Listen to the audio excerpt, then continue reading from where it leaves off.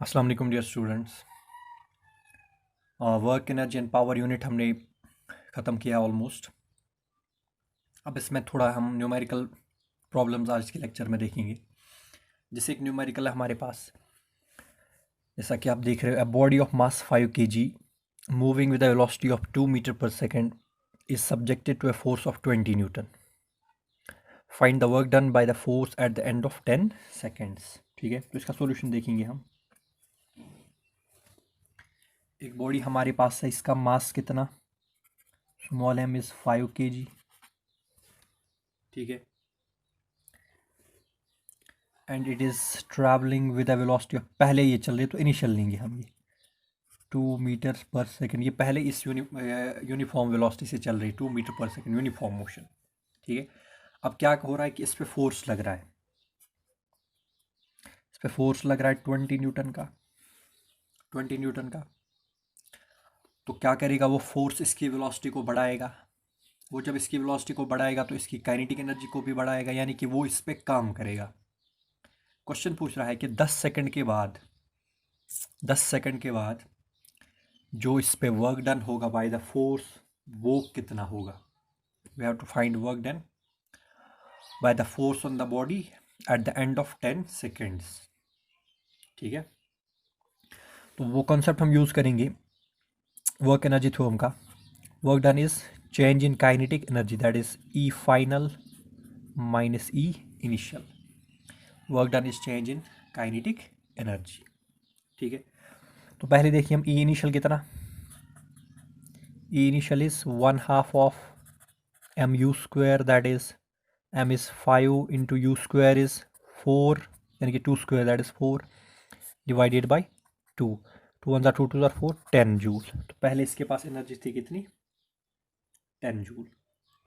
ठीक है, अब बाद वाली जो काइनेटिक एनर्जी निकालनी है, यानी कि ई फाइनल जो निकालना है, ई फाइनल के लिए वी चाहिए, वी वी चाहिए। इनिशियल वेलोसिटी गिवन है, ठीक है, initial velocity is given, time is given, we have to use relation u plus at, but for that we have to find acceleration. A is equal to force divided by mass.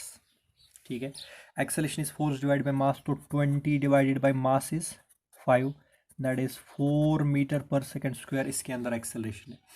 अगर 4 metre पर second square acceleration है तो बताओ v कितना होगा। at t is equal to 10 seconds, यानी कि at the end of 10 seconds v कितना होगा, u is 2 plus acceleration is 4 into time is 10, 10 4s are 40, 40 plus 2 is 42 metre पर सेकेंड, तो वेलोसिटी होगी 42 मीटर पर सेकेंड, यानी कि 10 सेकेंड के बाद वाली वेलोसिटी में मिल गई फाइनल वेलोसिटी। तो ई एफ किसके बराबर होगा, देयरफॉर ई एफ होगा 1/2 of M V square, that is 5 into 42 into 42 upon 2। E final will be 2 1 2 2, ये आएगा 21, 21 इंटू 42 इंटू 5, जब आप सॉल्व करोगे तो ये आएगा 4410 जूल। ठीक है, after the end of 10 seconds इसकी काइनेटिक एनर्जी ये होगी, पहले कितनी थी 10 जूल, तो इस पर काम कितना किया गया होगा, final minus initial 4410 minus 10, W is equal to 4400 joule. तो work done by the force is equal to 4400 joule. So this is work done by the force at the end of 10 seconds। बहुत ही simple numerical है। I hope कि आप ऐसे numericals को practice करोगे। आगे एक और देखते हैं, ये दूसरा न्यूमेरिकल आपके सामने इसी कॉन्सेप्ट पे बेस्ड है, वर्क डन और काइनेटिक एनर्जी पे, यानी कि कंजर्वेशन ऑफ एनर्जी पे या वर्क एनर्जी थ्योरम पे। Work energy theorem is basically conservation of energy.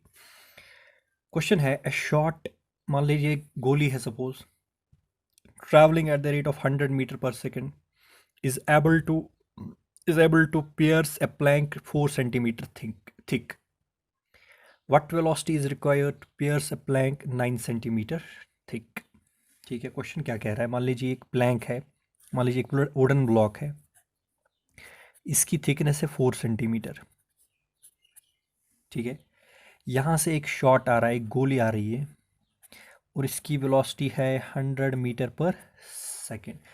तो ये शॉट अपनी काइनेटिक एनर्जी की वजह से इस प्लैंक को पियर्स कर रहा है, यहाँ से यहाँ तक जा रहा है, ठीक है। अब क्वेश्चन कह रहा है अगर दूसरा प्लैंक होगा उसकी थिकनेस होगी 9 सेंटीमीटर, तो उसको पियर्स करने के लिए कितनी वेलोसिटी होनी चाहिए, ठीक है। तो पहले ये आप कॉन्सेप्ट दिमाग में समझिए। गोली या ये शॉर्ट प्लैंक को, इस ब्लॉक को जो पियर्स कर रही है, इसके बीच में से गुजर रही है, it is only on account of या due to its kinetic energy. यानी कि जितना काम शॉट को इस प्लैंक में से गुजरने में करना पड़ता है वही काम इसकी काइनेटिक एनर्जी के बराबर होगा, ठीक है। तो मान लीजिए जो पहला शॉट है उसकी काइनेटिक एनर्जी है 1/2 ऑफ mv1 स्क्वायर, ठीक है। और दूसरा शॉट जो है उसकी वेलोसिटी होगी, उसकी काइनेटिक एनर्जी होगी 1/2 ऑफ mv2 स्क्वायर। तो पहला जो शॉट है वो जब इस प्लैंक में से गुजरेगा तो उसको कितना काम करना पड़ेगा, work done is force into displacement, तो आएगा F(s1). Let's take angle as same, ठीक है। तो दूसरे शॉट को इस प्लैंक में से जब गुजरना होगा तो उसको कितना काम करना पड़ेगा, Fs2, ठीक है। तो अगर हम दोनों को डिवाइड करेंगे, हमारे पास S1 S2 का वैल्यू गिवन है, अगर हम दोनों को डिवाइड करेंगे हमें V2 निकालना है, तो डिवाइडिंग सेकेंड बाई फर्स्ट, ठीक है। तो हो गया question solve. 1/2 of mv2 square upon 1/2 of v1 square is Fs2 upon Fs1, ठीक है। 1/2 गया, गया, Ff गया, ठीक है। तो v2 square upon v1 square is S2 upon S1, ठीक है। तो v2 स्क्वायर आएगा S2 upon S1 into v1 square, वो किसके बराबर आएगा, 9/4 into v1 square is 100 square, ठीक है। v2 आएगा under root of 9/4 into 100 square, तो 9 का अंडर रूट हो गया 3, 4 का हो गया 200 स्क्वायर का हो गया 100, 2 1 ज़ा 2, 50 ज़ा 50 इंटू 3 इज़ 150। यानी जो दूसरा शॉट है 2 1 ज़ा 2, 50 ज़ा 50 इंटू 3 इज़ 150, ठीक है। जो दूसरा शॉट है उसको 9 सेंटीमीटर प्लैंक को पियर्स करने के लिए कितनी वेलोसिटी से आना पड़ेगा, 150 मीटर पर सेकेंड। सिंपल हमने यहाँ पे law of conservation of energy लगाया या वर्क एनर्जी थ्योरम, यानी कि जो वर्क डन इस प्लैंक को पियर्स करने में लगेगा उतनी ही इसके पास क्या होनी चाहिए, काइनेटिक एनर्जी।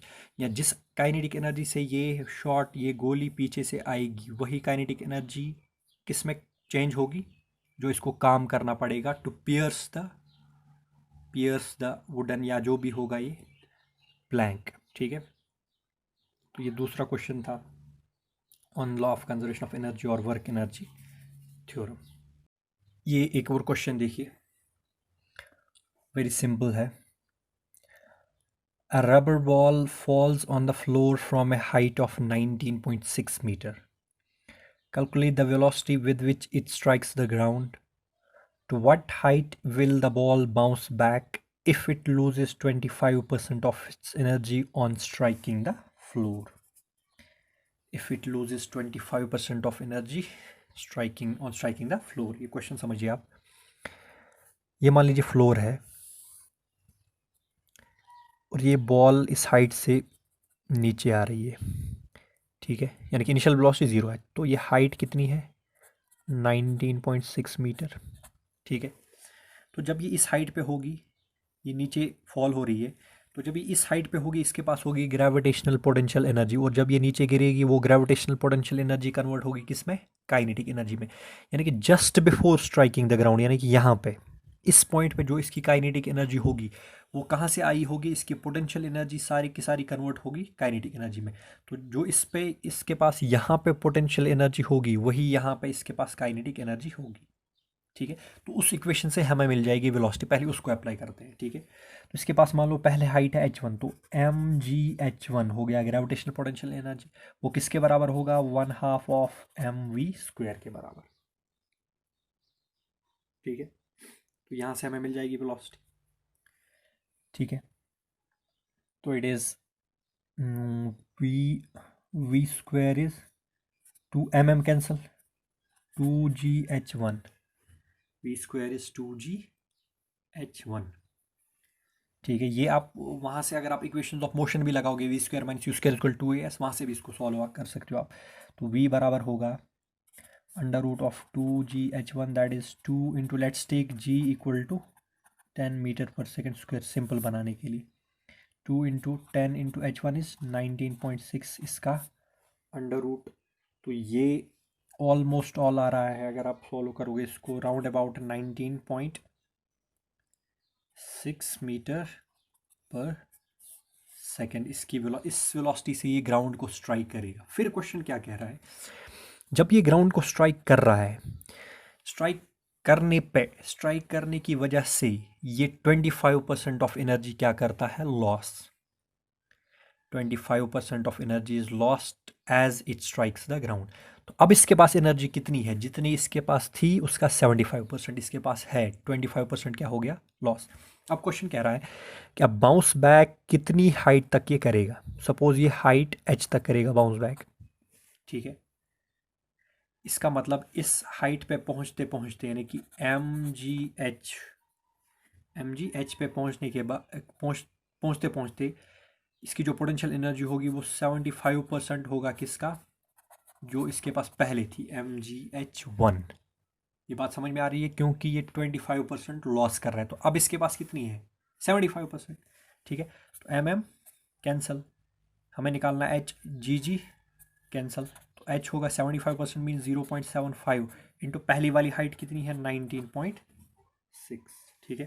तो अब ये कितनी हाइट पे जाएगा, 14.7 मीटर तक ये बाउंस बैक करेगा, ठीक है। If it loses 25% of its kinetic energy. अगर क्वेश्चन कहता if it loses 50% of its kinetic energy, यहाँ पे आप लिखते 50%, आपको मिल जाता, ठीक है। तो सिंपल हमने law of conservation of energy apply किया या वर्क एनर्जी थ्योरम अप्लाई किया, ठीक है। It's very simple. तो ये कितनी हाइट तक बाउंस बैक करेगा, 14.7 मीटर तक। एक लास्ट न्यूमेरिकल हम देखते हैं, ये लास्ट क्वेश्चन है। It is based upon friction, elastic collision और collision, and this is collision in 2D case, ठीक है। A ball moving at the rate of 9 meter per second strikes an identical ball at rest। यानी कि एक ball यहाँ से आ रही है, दूसरी बॉल को टक्कर मार रही है, जो दूसरी बॉल है वो रेस्ट में, उसकी वेलोसिटी 0 होगी, पहले वाली बॉल की वेलोसिटी 9 मीटर पर सेकेंड। आफ्टर कोलिजन होने के बाद both balls move in directions making an angle of 30 degree with the horizontal. Collision के बाद ये दो बॉल्स, एक इधर जा रही है एक इधर जा रही है, सच दैट दोनों हॉरिजॉन्टल लाइन के साथ कितना एंगल बना रही है, 30 डिग्री। क्वेश्चन कह रहा है कि कोलिजन के बाद इनकी स्पीड्स क्या होंगी वो निकालनी है, ठीक है। तो दिस इज 2D केस, ठीक है। तो हमें कंपोनेंट्स से खेलना पड़ेगा। ये जो ये बॉडी ए है, इसकी जो इनिशियल वेलोसिटी है उसका हॉरिजॉन्टल कंपोनेंट है, एक ही कंपोनेंट है हॉरिजॉन्टल, या कह लीजिए एक्स कंपोनेंट, 9 मीटर पर सेकेंड। तो इसके पास नहीं है, ठीक है। तो इसका एक्स कंपोनेंट देखिए, ठीक है। तो अगर हम देखेंगे u1 इज 9 मीटर पर सेकेंड, u2 इज 0, v1 निकालना है, v2 निकालना है, ठीक है। तो लॉ ऑफ कंजर्वेशन ऑफ, हमें पता नहीं है कोलिजन इलास्टिक है इन इलास्टिक, वो will directly apply law of conservation of angular linear momentum, because वो हमेशा ट्रू होता है वेदर कोलिजन इज इलास्टिक और इन इलास्टिक, ठीक है। तो अगर हम पहले हॉरिजॉन्टल मोशन देखेंगे, हॉरिजॉन्टली पहली बॉल का लीनियर मोमेंटम होगा mu1 प्लस दूसरी का होगा 0, बराबर होना चाहिए। इसका लीनियर मोमेंटम चाहिए m1 है। स्ट्राइक करने के बाद जो ये बॉल इधर जाएगी making an angle of 30 degree, तो इसका लीनियर मोमेंटम कितना होगा, m1 u1 cos ऑफ 30, ठीक है। हमें ये वाला कंपोनेंट चाहिए हॉरिजॉन्टल, ऐसे ये वाला कंपोनेंट, इस वेलोसिटी का, इस लीनियर मोमेंटम का ये वाला कंपोनेंट हॉरिजॉन्टल, तो cos 30 आएगा, क्योंकि जहाँ से एंगल 30 बन रहा है वहाँ से कौन सा कंपोनेंट होगा, cos, प्लस दूसरी वाली का ये m1 v1 आएगा final. This is before after m2 v2 cos of 30, ठीक है। Now m1 u1 is no, mass m1 is not given, mass identical है, द बॉल्स आर आइडेंटिकल, ये पॉइंट भी नोट कर लीजिए, बॉल्स आर आइडेंटिकल, तो m1 is equal to m2 is equal to m, इनका मास क्या होगा, सेम, तो यहाँ पे आएगा m m m, जो कि कैंसिल होगा थ्रू आउट, ठीक है।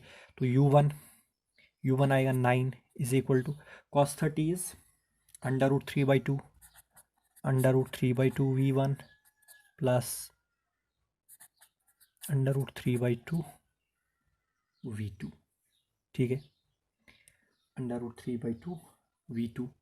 तो अगर हम √3/2 को कॉमन करेंगे तो v1 प्लस v2 इंटू √3/2 जो है वो 2 इधर जाएगा, 9 इंटू 2 डिवाइडेड बाई √3, ठीक है, 9 इंटू 2 डिवाइडेड बाई √3, तो v1 प्लस v2 किसके बराबर आएगा, this is 18 upon √3, v1 v2 √3/2 बाहर जाएगा, तो v1 प्लस v2 हमें मिलेगा 18 अपॉन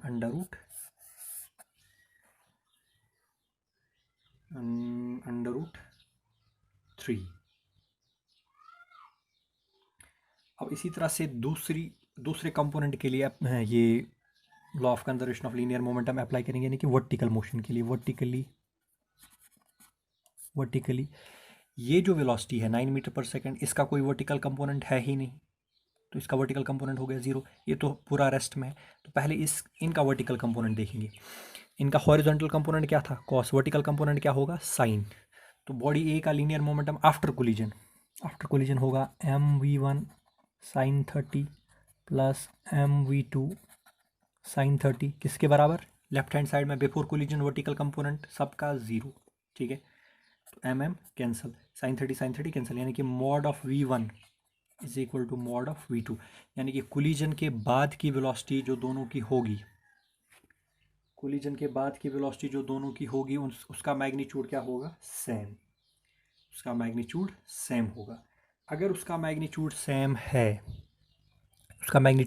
तो इस कॉन्सेप्ट को यूज़ करेंगे इस फर्स्ट इक्वेशन में, दोनों का मैग्नीट्यूड सेम है, यानी कि दोनों की वेलोसिटीज़ बराबर होंगी v।